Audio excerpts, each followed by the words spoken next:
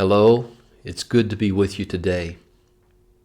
You know, we have only minor control over the length of our life.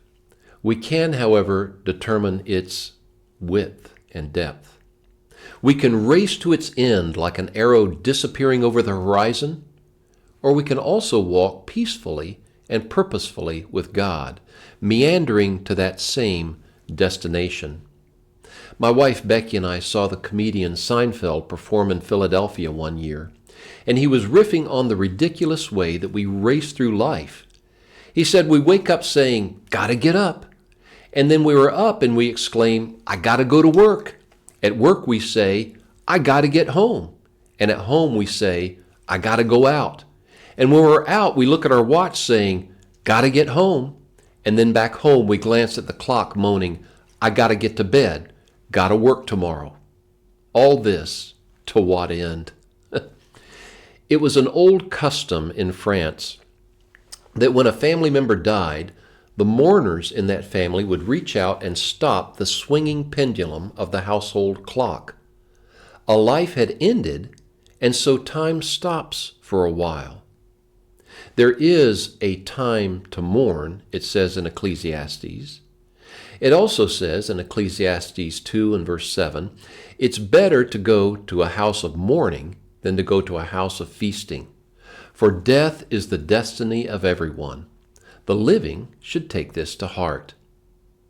In other words, a party won't teach you anything, but a funeral can totally change your priorities.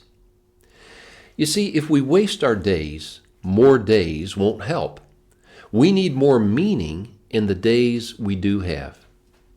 Think of how Jesus had a short life, but he still changes this world to this day.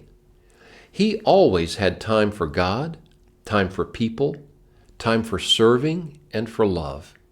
He lived deeply.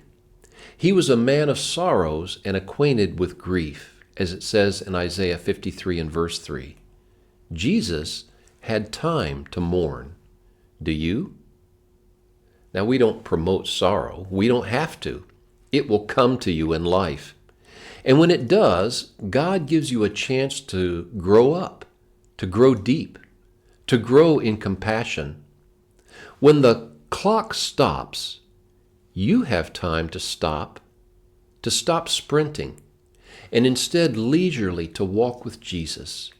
He knows this road, and if you will walk with him through the valley of the shadow of death, he will wisely widen your life.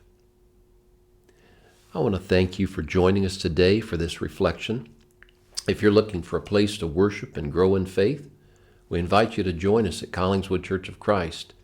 You can see us at 300 White Horse Pike, right in Collingswood, New Jersey. We'd love to welcome you there. You'll find a friend. If you found today's message inspiring, consider subscribing to our channel for more daily devotionals, and maybe you could share this video with a friend. They could use some encouragement maybe. Until next time, may God's grace be with you.